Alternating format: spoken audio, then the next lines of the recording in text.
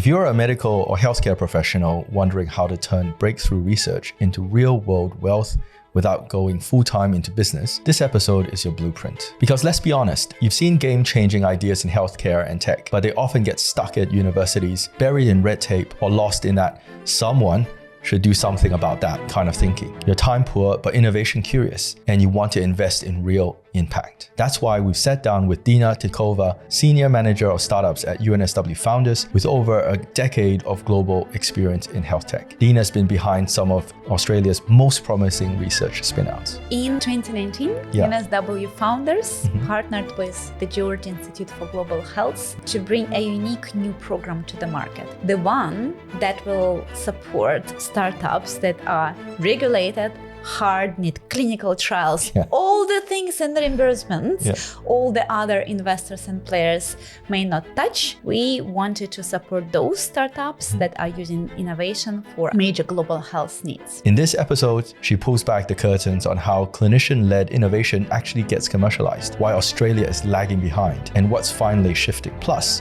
we unpack how doctors can get involved, add value, and even invest without needing to quit medicine or become full-time entrepreneurs. If you really care about impact of your research, it has to reach people. So tell us. That's a great article. What's next? It's not about you being the CEO. It's about you preserving position in a business to drive it in a way that you maybe initially wanted to have some impact. This is in theory. It's what's actually working in 2025 to bridge the gap between hospitals, universities, and high-growth opportunities. Hi, everyone. Welcome to another installment of the Investing for Doctors podcast. Today, we have Dina Tikova with us from UNSW Founders. Hi, Dina. Hi, Dina. Thanks you for having me. You're the Senior Manager of Startups at UNSW Founders. Now, before we start, why don't you give us a brief introduction about who you are, what you do, and then we'll get into it. Thank you for having me to start with. So who I am Senior Manager within UNSW Founders team, and we are all things entrepreneurship. So we support people from stage of I might have an idea all the way to going global and traveling across the world, tapping into networks to scale. And my long title, Senior Manager Startups, refers actually to portfolio that I'm managing, which is all about startup accelerator programs and going global program as well. Prior to UNSW, I was always on industry side in startups, health technology companies across different countries. So UNSW stole me for the last 6 years. Last 6 years, that's right. And, we've been sort of collaborating from, a medical angel's perspective over the last 3 years. But tell us, how did you end up in this role? Because you got quite a global, career. And how did you end up here in Australia? So I got the startup bug back at my time in Sweden, Stockholm, where I was lucky enough to win a global scholarship to study at Karolinska Institute, which is a medical, leading medical university. And the program was called Masters in Bioentrepreneurship. So it was a combination of usual MBA kind of training with focus on life sciences, commercialization, and innovation. I happened to be in Stockholm at the time when Klarna and Spotify were just starting and growing, and everyone was kind of wondering what this weird startup Klarna, 6 people now, and why are they recruiting those engineers and what's happening in this space. And then Spotify was already a big name and everyone was about startups. It was 2012, and in line with startup ambitions, City of Stockholm decided to organize Digital Health Days. Digital Health Days. Which year was this? It was 2013. It was inaugural. Yeah, that's a long time ago. So we had speakers from all over the world. I helped to organize that conference. They've been talking about this. You remember tricorder or something like that? The tricorder from Star Trek. Yeah. It was this beautiful time when everyone on stage was saying digital health is now here. It will solve for all healthcare challenges. Everyone was so optimistic. We had Prince of Sweden in the audience. of course, I got the startup bug and the whole excitement about digital health and health innovation in general, being part of the organizing committee. And I got a first gig in a health tech startup, helping them to commercialize research, actually, out of Research Institute in Stockholm. And that was my first experience of being in a tiny company with big ambition, trying to get something from the lab into real world. Life happened. My husband got a job in Sydney. So we relocated. I went for a more traditional job because by then I had a baby and I thought, you know what, it's good to come back in a more corporate environment, have a bit more settled life, a bit more predictable job.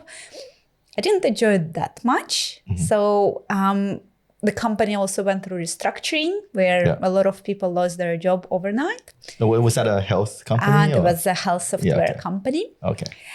And I was the lucky one because on the week I was made redundant. The job at UNSW Founders came up with a description. We're looking for someone to launch Health to Next Accelerator program, which will be first in Australia to support evidence-based, research-based technologies for major unmet health needs. It's a partnership between UNSW and the George Institute, and every line of position description. So they wrote the description for you almost. Was just, honestly, I just could not be. And it was closing like in 36 hours or something. All right. So, of course, I applied.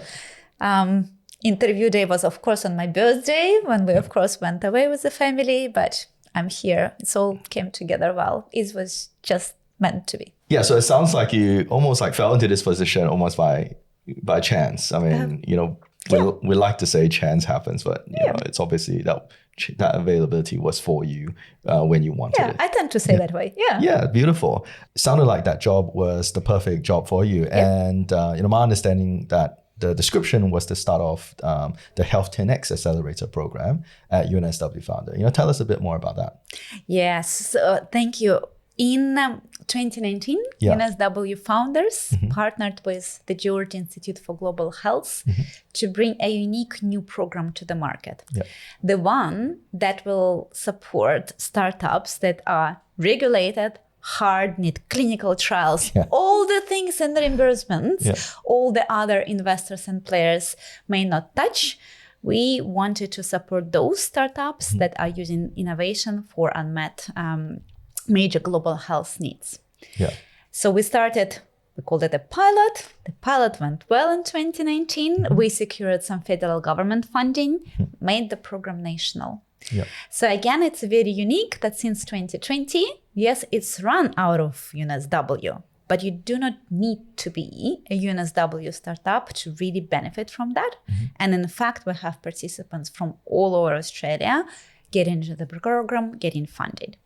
So as of today, we have invested in 40 startups and supported over 200 teams since 2019 through their commercialization journey with a lot of exciting success stories. And some of them that we as medical angels have invested in as well. And I attest to the strength of the acceleration team. So for those that don't understand, what type of companies does Health 10X take on? Is it health, medtech, life science? All of this. So let me give you a few examples. Everything from LVAD device for people with end-stage heart failure, making sure that they can function. You cannot think about medical device that is more difficult to design and bring to market than the implantable LVAD. So we supported a company doing that.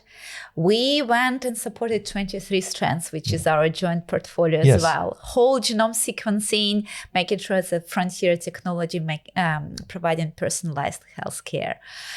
We also have vaginal pessaries for women with bacterial vaginitis. We supported Neogenics Biosciences, which is all about using latest technologies to help couples to get pregnant. Of course, some digital technologies as well, such as remote recovery post surgeries and virtual reality and some training for doctors. So the range is huge. What unites them? It's never easy. And it always requires engagement with clinical ecosystem, with clinicians, and in most cases with universities. Yeah, beautiful. And so, you'll be involved in the Health 10X Accelerator program. I mean, that's a topic on its own right, and we can talk about that later. But you've had this long sort of career engaging with universities, research institutes, and spinning out innovation from the university. I think medtech, anything with very sort of deep scientific background or backing is quite different from the usual startup journey. For instance, even Spotify, yes, it's built on tech, but you don't really need that much research R&D behind it to back it, because it's really a distribution platform for music, really, or content this day and age. Whereas in medicine, or say in climate, or anything that has a lot of scientific knowledge, it's very hard to just come out and do it on your own, isn't it? Yeah. Is that your experience? That's like you absolutely put it right. Sometimes we coin it as deep tech fragmentation or fragmented access to infrastructure and talent. Right? So if you are in a deep tech, and so many things fall onto this, of course, like quantum and climate tech heavy, like infrastructure heavy solution, medicine, biotech, space tech, you name it. For this innovation to reach the market, it's not enough just to sit in your garage and operate a remote team. You need access to breakthrough frontier R&D infrastructure. You really need to have access to a leading key opinion leaders, engineers, you name it. And you have to have also a credibility as an early stage venture, which being backed or coming out of university or by collaborating with university, you can get, right? So in the world of what we call deep tech, or some other terms can be used, universities provide a fantastic launch pad, giving those components for deep tech companies to progress. And yes, for some other consumer-facing applications, it's completely different journey. But leveraging universities for deep tech, it's almost a must. Okay. And so, the other issue is that a lot of the people who have the technological know-how and the expertise are actually originally from the universities, isn't it? Because you don't get I guess someone who's doing finance and then suddenly developed a way to create a new different kind of drug. That just doesn't happen unless they partner up with someone who's already in that field. So, we've been talking about university commercializing research for a very, very long time. I remember when I was in undergrad, that was a topic that was being talked about very much. But I guess in Australia, we've been quite sort of slow or almost hesitant in a way. And like, whereas you compare it with some of the things that we're seeing out of the US, it's a very different mindset, isn't it? Why do you think that's the case? Where can we do better, I guess? That's the thing. Firstly, I'll touch upon where we can do better. And we do a lot of things much better compared to when I joined in 2019. What can we do better? It's all about culture, right? There is a culture of innovation, culture of taking risk and not being blamed for it. It's also overall kind of culture in Australia, and then overlaid with academic culture, where academics have been traditionally rewarded for getting grant funding and getting publications with high volume of citations. And for them to change the mindset, and also to make sure that if they allocate more time to commercialization, they're actually not digressing, because they take time from their what's supposed to be needed for academic promotion. So they need to balance all these perspectives, and the universities have a lot to play. They have to change the governance around this. What do I mean by that? If traditionally you would be promoted to the next academic level based on, again, grants, research, publications, conferences, how do we integrate the innovation in there So if you spun out 5 ventures, you're recognized for this and academically as well for research translation. That has to be included to give them a platform to operate. It of course has to come with some de-risking of them. If they're taking time from what we call traditional research towards commercialization, again, how do we de-risk those academics from taking this step, making sure they're not losing on both? We know startup journeys are risky. A lot of work happening. Universities are stepping up. They are providing seed funding for those spin-outs. They are looking for bringing expertise. Those academics, entrepreneurial academics, are now being celebrated, put on stage, case studies made of them, and so forth. So slowly it's changing. Are we there yet for all of them? No. Will it always be a case that all academics will commercialize? No. It is not also for everyone. Yeah. I mean, obviously, there's things which you can just research in where there is no commercial application, but it's it's that pursuit of knowledge. Yeah. Pursuit of knowledge, it's policy, it's breakthrough stuff. So we do not need to touch everyone, but we need to do much better than being below OECD average in commercializing, right? Because our research is amazing. If we look at statistics, when I joined in 2019, it was extremely hard to even get academics to listen about my startup stuff. Yeah. I had to kind of amend the language and say, look, I'm driving this program. It's about impact in the real world. And it's via this startup. And I would just say it quietly. And we've been struggling to get academics into the program with their spin-outs. What do you think this is the year is issue? 5. Yeah, what do you think is the issue then back then? Back then. Is that they just don't understand it, or it's a fear. So, and it's different across different faculties, right? So engineering, faculty of engineering, for example, they are more entrepreneurial by nature because they kind of been on this journey, industry collaboration and solving for practical problems for a while. So they're building, the engineers are builders. They build things to be used somewhere. There's no point in building something which nobody's used. And now you go to the next building, which is Faculty of Medicine and Health, let's say 10 years back, and you say from industry or startup. Yeah. It's a dirty word. And why is that? That's very interesting. I was digging into this a bit, and I guess at some point, industry broke some trust with health and medical researchers. There was too many things controversial, and the way pharma companies maybe were selling their things or doing studies. But somehow, if you step into industry, you lost the credibility as an academic. Whilst you are in academia, that's where you do the pure research. You're not there just for money. So industry was just for money, profits over anything. And that was the image of industry. And academia, that's where you create the good, the knowledge, the impact. So it was just either or and could not be together. So we've been doing a lot of this work is educating that if you are spinning out based on your research, it does not mean you are greedy evil who wants just money. It actually means that your research will not stay in this room or on this shelf, and it actually will save patients. Yeah. And by repeating this conversation, people starting getting kind of to understand that it is just one of the pathways to make sure that your own research have real world impact. It takes constant communication. It takes governance frameworks from the university and reinforcement from leadership. Yeah. Otherwise, you cannot change the culture. Okay. That's very interesting because, as a clinician myself, and, I've previously done lots and lots of research, PhD and all of that sort of things.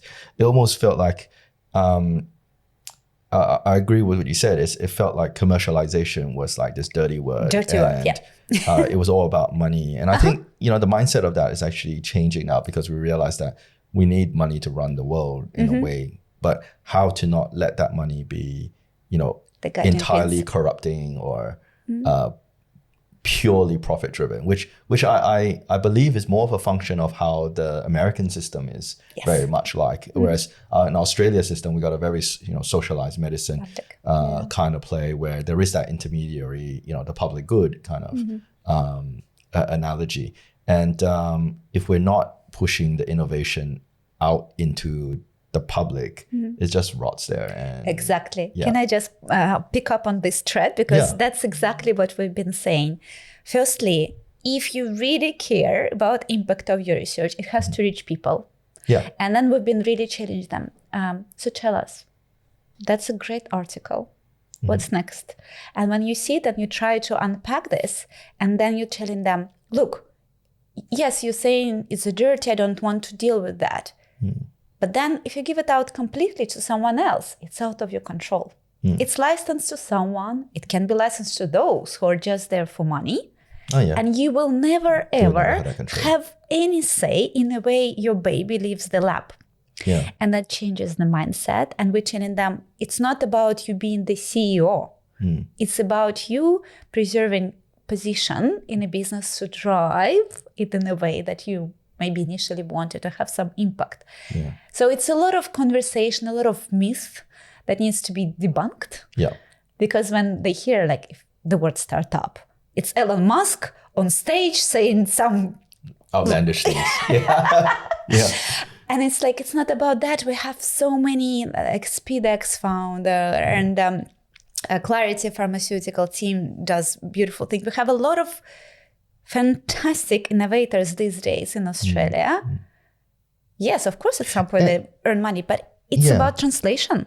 Yeah, so it sounds like the performance indicators in the university was always broken. Yes. And the thing is that obviously doing a startup or spinning commercialization of a product carries heavy risks. Yes. And that risk is not being adequately rewarded because when you spend more time doing one thing, you have less time in academics in the lab. So, naturally your I guess your publications will go down, your citations will go down. And in medicine, it's even worse. Yeah. For engineers, it's a bit easier because it's a lot of industry collaborative grants. And now take NHMRC, MRFF grants, where they look at your index and so forth. And if you spend more time on commercialization, you actually get less chances of win this fundamental. Oh, is that right? Okay.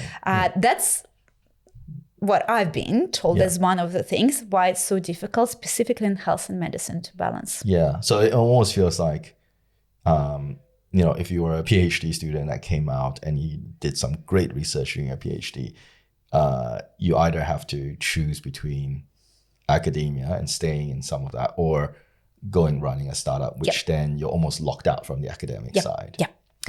But it's changing. Yeah. So I cannot speak for all universities. I do know a lot of major universities have these programs in place now, but I just give one example from UNSW. Last year, we launched ECA Fellowship Program, which stands for Early Career Academic Fellowship Program. Who is eligible? Postdocs willing to commercialize their research via startup. So university provides them with funding to step out of the lab for 3 months to do market analysis, customer discovery, and other work to really assess if this idea was pursuing for commercialization.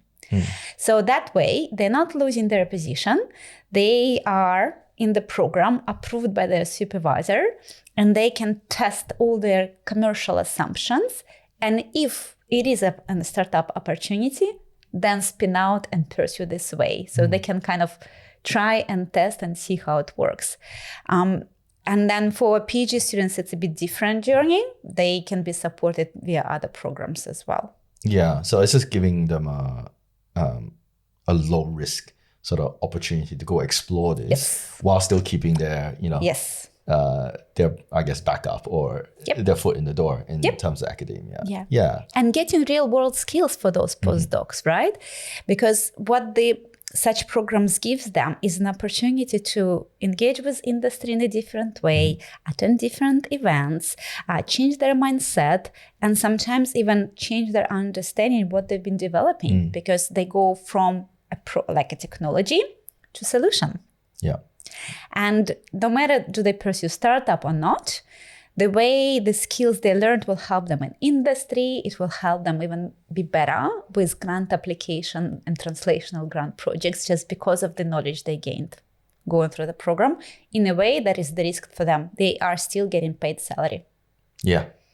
I mean, like I remember looking back at my own PhD when I finished, or during the process, there was very little focus on that. And a lot of the times it was, the conversation was, you need to get this IP out of the university because the university has a hold on the IP and it's a painful process getting that out.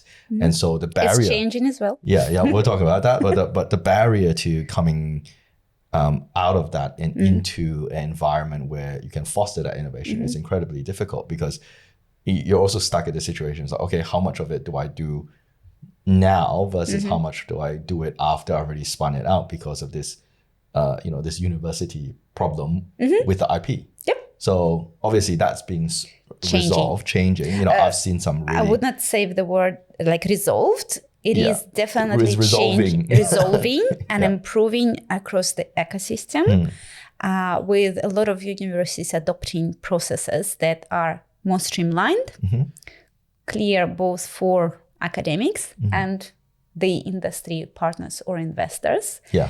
And there has been a lot of dialogue between the tech transfer offices and the industry on how to make it work. Yeah. And you can see the increasing number of spin-outs as well. Yeah, because that was something, I still recall when I was, this is back in medical school, one of my supervisors, colleagues spun something out of university, which shall not be named, but they basically got a company out of it and did reasonably well. And he ended up with a pittance from, half a lifetime of research, which is a bit very discouraging for, a young researcher going through and hearing those stories. And I'm sure you've heard of tons and tons of those stories.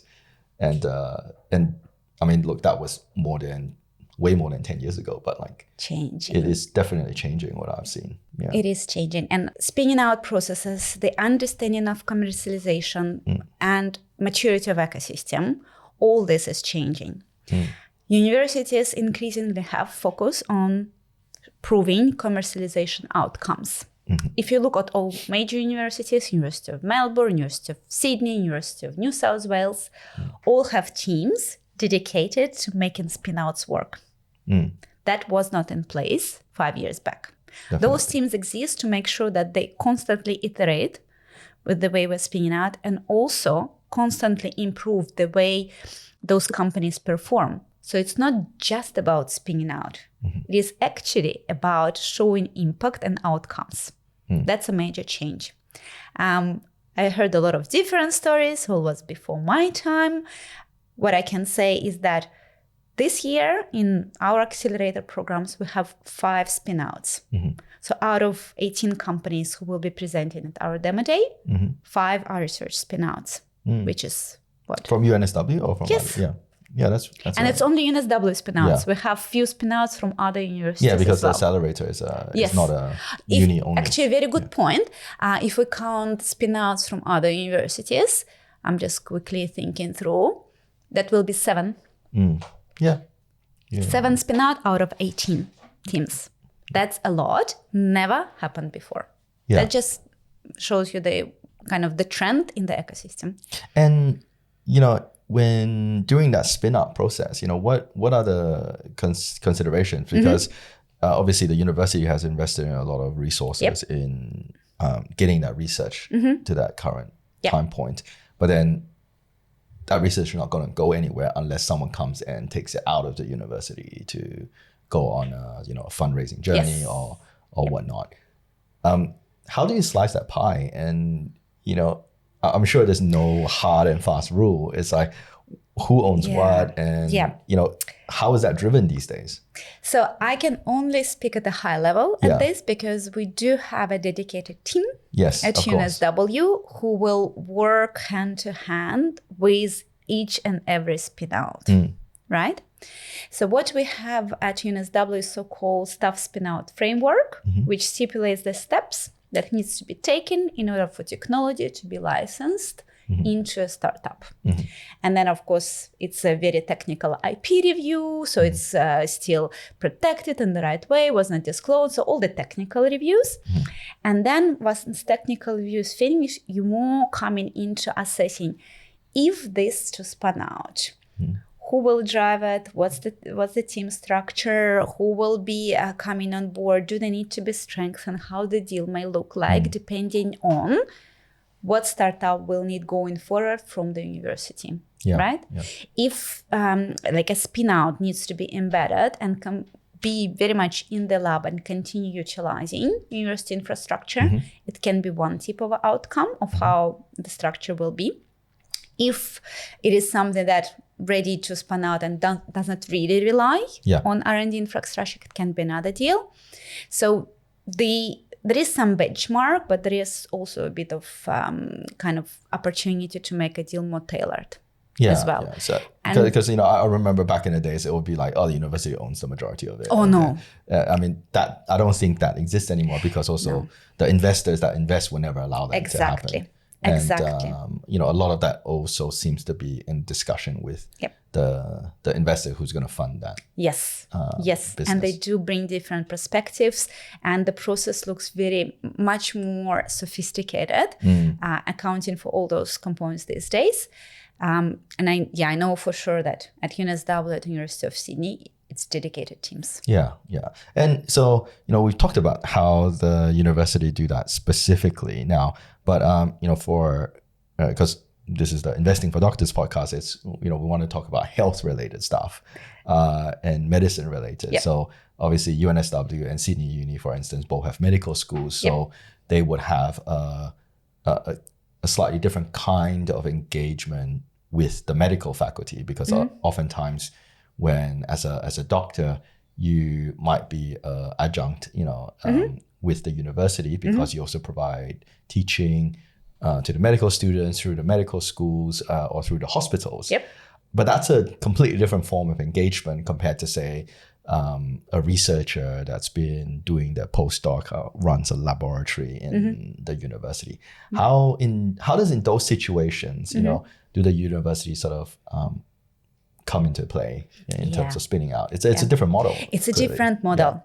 Look, the trick, you picked up correctly, it's with all those multiple appointments for clinicians, when there will be adjunct here, and then it will be an LHD, and maybe even private practice, and then who owns the IP under which agreement? I mean, you just think about it, there's the clinician, there is the clinic, there is the hospital that they're at, and then there's the university, which they might have an appointment to. Look, it's recognized that it's a challenge preventing of so-called accelerating clinician-led innovation.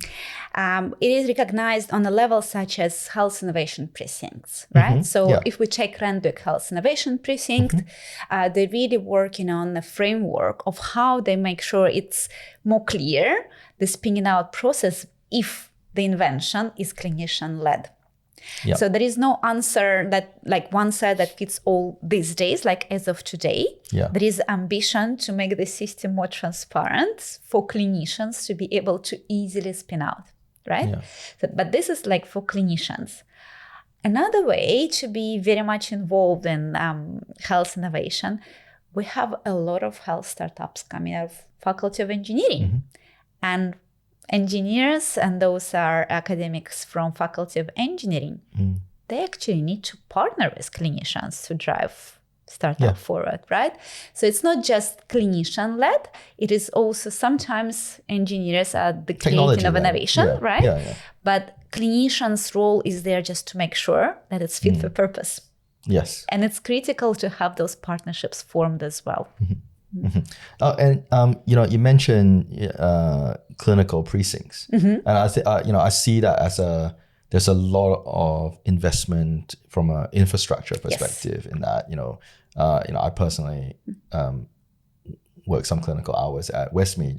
The whole Westmead clinical innovation. I recently visited the Randwick precinct. I mean, there's a beautiful new building that's just open, and there's lots and lots of these new sort of clinical plus research plus university partnership Precincts to try and, improve, I guess, research and also commercialization and also adoption of whatever is coming out of uni or the clinics. It's like, how is that coming along? I mean, it's still very fresh and new and very exciting. It is. I guess, the cynical person in me watching from the New South Wales health perspective is that, we can build all these new buildings, but like, where are the people that we're putting into that? I'm with you. So what is happening, from the other side? Good. Yeah. Love this question. Always say it's not about building. I always say it's not about building. Buildings will not solve anything when it comes to innovation. It just looks nice. It looks nice. It feels nice. Building and it's a ribbon cutting. Never. So it's ecosystem. Yeah. Okay. Right. So at UNSW Founders, we've been laser focused on ecosystem side of things, right? Making sure that we have this very gentle fabric around the physical infrastructure. So innovators know where to come, where to ask help, like where and when to ask help. They know what's the community events. They understand how to access mentors. They know when is the investor day. So all those things, of the need regulatory advice and so forth. So we are laser focused on making sure ecosystem and community is part of the building. Right? And I'll tell you something different. Yes, in Randwick Health Innovation Precinct, there is beautiful building. We will be part of the open day there, really exhibiting UNSW Founders, connecting with everyone, making sure everyone understands they can access everything that we've built over years. But then we did something completely different in Liverpool. Liverpool is emerging as one of the leading health innovation precincts. They do not have that massive infrastructure as Westmead and Randwick precinct have as of today. We decided we're not going to wait for this infrastructure to come. And we launched health entrepreneurship program last year there already, which is now gaining momentum this year without fancy buildings, basically leveraging some spaces that we could. Great uptake, a lot of people interested with no fancy buildings, which proves the point that building ecosystem and co-designing everything with users is essential. Yeah, I mean, I always saw the things like, I've in my days as a locum doctor, I've locumed across so many hospitals. There'll be ones where they close down this old dingy hospital, open up a new fancy building, but like they haven't changed the staffing. They haven't got more beds, and then the patients just see, oh wow, there's a new hospital there. It must be, way better service, and they go there and they get completely disappointed because you haven't changed the software. So can speak only for Health Translation Hub and Randwick Health Precinct. There is, I'm not sure if it's called ecosystem manager or community manager appointed, just really making sure that all those things come together. There is so-called activation level on the ground floor. There is a hub level for everyone to come together. And there are a lot of providers that are now working together to put this kind of format of how this will be also a place for innovation and entrepreneurship and how people connect beyond just being in the building. So lots of ambition, lots of work behind the scene. We'll see how we go. But I completely agree. It's not about just having a building. Co-location is important. But co-location is key, co-location is very important. But we cannot just rely on putting people in one building and awaiting some miracle to happen. Only this does not work. It needs this ecosystem management. And one of the things, working in hospitals, I found is like the clinicians these days are just so overwhelmed. And like, where are they going to find the time to partake in these things? And, perhaps that's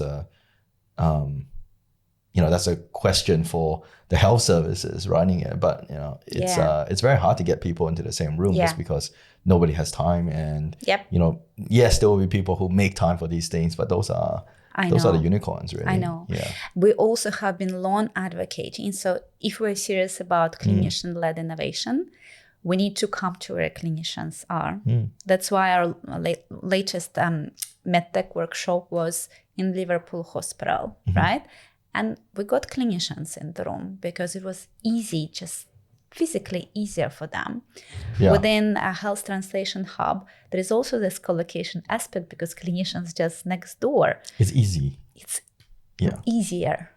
it's easier. Yeah, it's easier compared You to... don't need to go to CBD. Yeah, or you walk down to the UNSW campus when the hospital is up the road. Yeah. And so it's you need to design in a way that works for clinicians if you have an ambition. So, and there are a lot of successful initiatives now at play, at least at UNSW I know of, that hopefully will further accelerate health innovation translation and commercialization. So I guess, if we were to leave a statement or something for clinicians that are innovation curious, Yes. what would be your message to them? Is it check out what's available at your local hospital, or is it come to these events? How do clinicians who are curious get engaged in sort of innovation coming out of universities or hospitals and that sort of thing? What can they do? Look, I'm just putting myself in the shoes of a very, very busy clinician. Yeah. And I'm just thinking, I would love to go to a place where it's so-called of validated deal flow. Yeah. Right? So coming to a place where I can be put in touch with innovators who already, been due diligent. So the best way is, I would say, to engage with existing health entrepreneurship innovation program, like Health to Next, of course, where we already did a lot of due diligence on some teams, startups, and we know where clinicians are missing. Yeah. And then it's a try it approach. So either you want to come to some other ventures as a mentor, as an advisor, and learn and just feel it, or you are at the point where you have innovation and you just need ongoing kind of guidance how to take it forward. Yeah. We cater for all this, but it's also to answer a question, what exactly, curious how? Yeah. How much time I have for my curiosity? I'm a bit more curious, few hours per month, or I am significantly curious. Yeah, ready and I to will, make the step. Exactly. Yeah. I guess Plenty of options. If you don't dip your toes into it, you never know. You never know. Yeah. You absolutely have to try. You need to come to maybe one showcase. You need to come to one mentoring event, pop into one session, and then you develop your own, one-liner approach, how to do things. But you cannot until you try. Yeah, yeah. And I think one of the biggest things that I've faced in my career and dealing with innovation is just that the time is so hard to get that time and to plan ahead for those things, because a lot of people plan months and months in advance with their clinic time and with all of appointments. That sort of stuff. I know. I guess it's again, everyone's journey is different, but because now we have many more health entrepreneurship programs at different places, access is much easier these days. So if anyone is in Randwick, plenty of things, get in touch. I'm happy to share a lot of opportunities.